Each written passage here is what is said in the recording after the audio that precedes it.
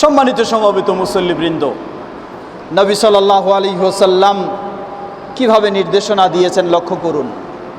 সহিহ মুসলিমের হাদিসে এসেছে, তিনি বলেন, ইহরিস আলা মা ইয়ানফাউক ওয়াস্তাইন বিল্লাহ ওয়ালা তাজিজ।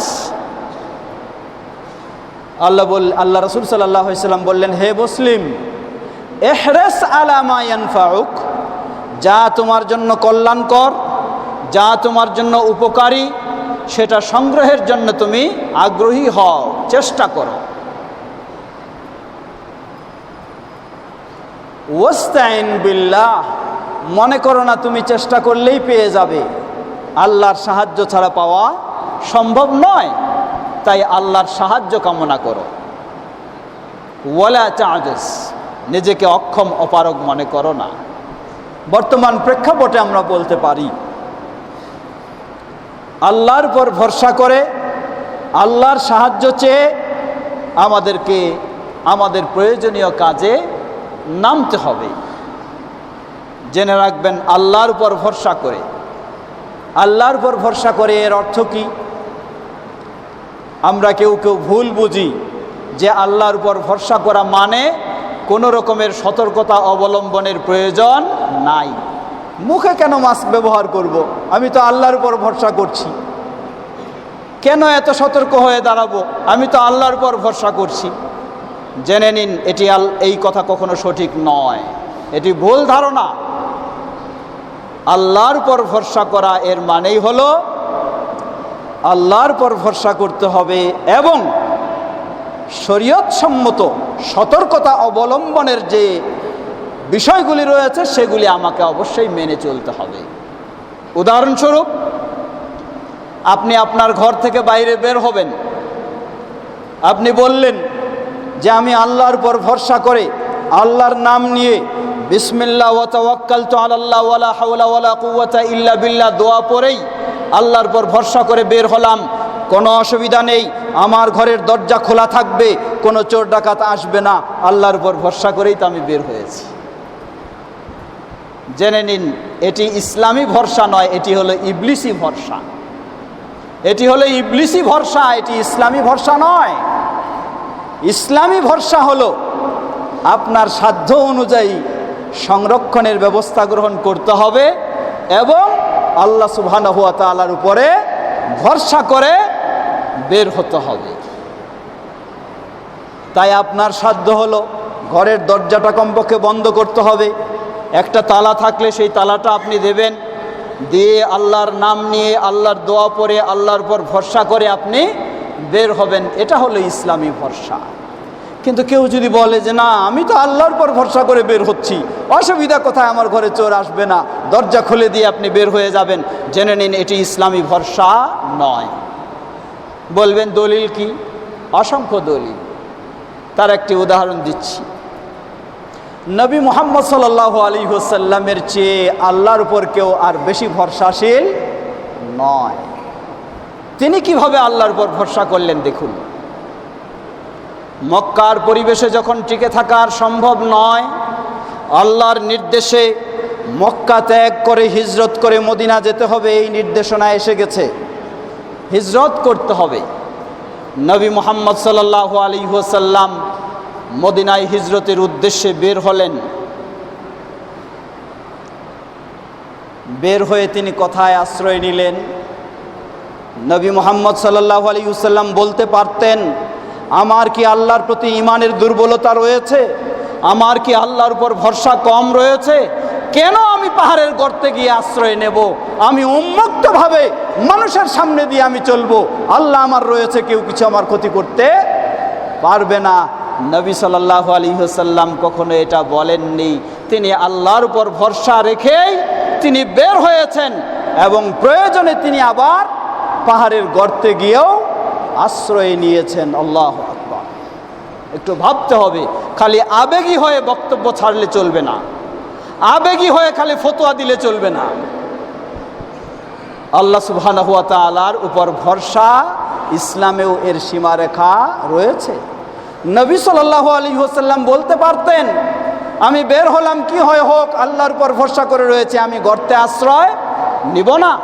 লক্ষ্য করুন, ওই পাহাড়ের গর্তের ভিতরে সেখানেও যখন আবু বকর রাদিয়াল্লাহু আনহু নবী সাল্লাল্লাহু আলাইহি ওয়াসাল্লামকে বললেন, হে আল্লাহর রাসূল সাল্লাল্লাহু আলাইহি ওয়াসাল্লাম, উপরে তো শত্রুরা ভিড় জমাচ্ছে, তারা যদি নিচের দিকে তাকায় তাহলে আমাদেরকে দেখে ফেলবে, পাকড়াও করে ফেলবে।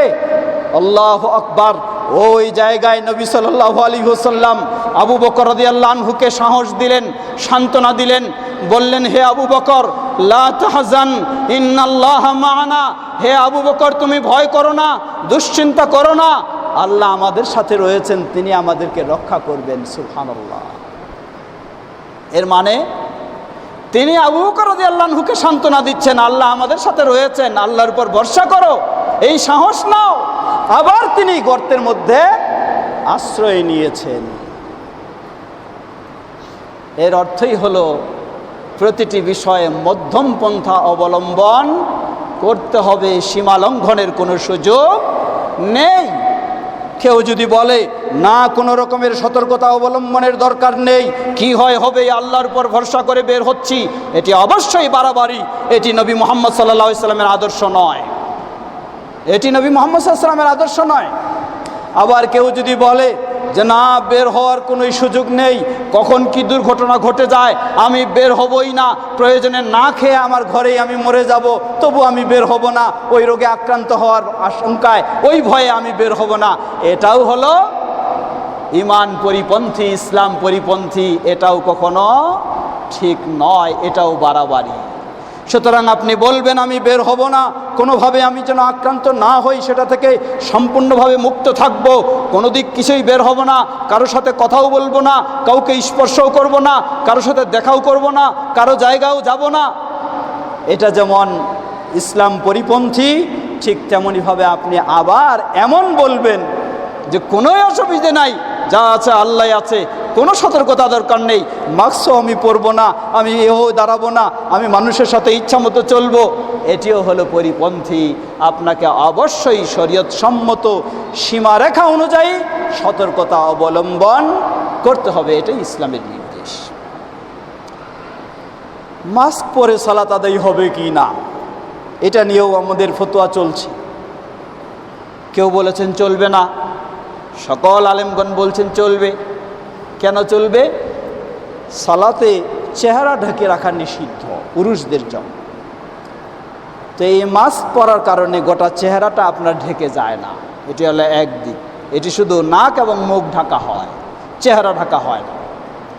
দ্বিতীয় দিক, এটি হচ্ছে ক্ষতির আশঙ্কার কারণে আপনার এটা ছাড় রয়েছে।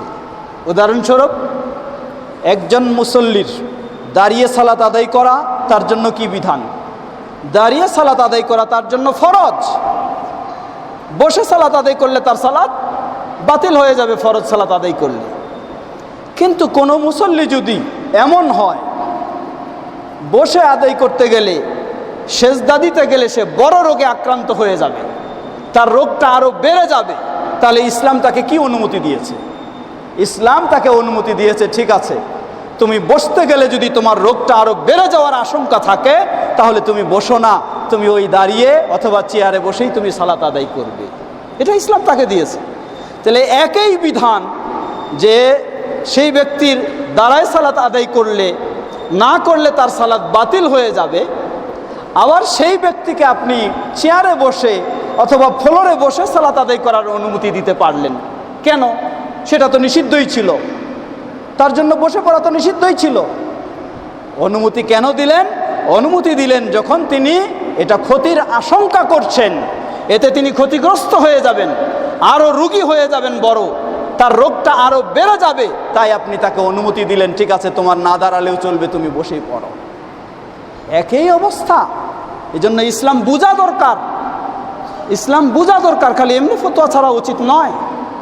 একই বিষয়, আপনার এই মুখে কিছু দেওয়ার অনুমতি নেই, কিন্তু যখন আপনি রোগে আক্রান্ত হয়ে যাবেন বা রোগী হয়ে যাবেন, এই ধরনের একটি বড় আশঙ্কা রয়েছে, তখন আপনার এটি ব্যবহার করার অনুমতি অবশ্যই রয়েছে। কিন্তু তবে কখন? যখন আপনি আলহামদুলিল্লাহ পরিবেশ সুন্দর, কোনো আশঙ্কা নেই, তখনও যদি আপনি ব্যবহার করেন তাহলে আপনার জন্য নিষিদ্ধ, সেটি হবে অন্যায়, তখন সেটি আপনার জন্য জায়েজ হবে না। সম্মানিত সম্মানিত সমবেত মুসল্লিবৃন্দ,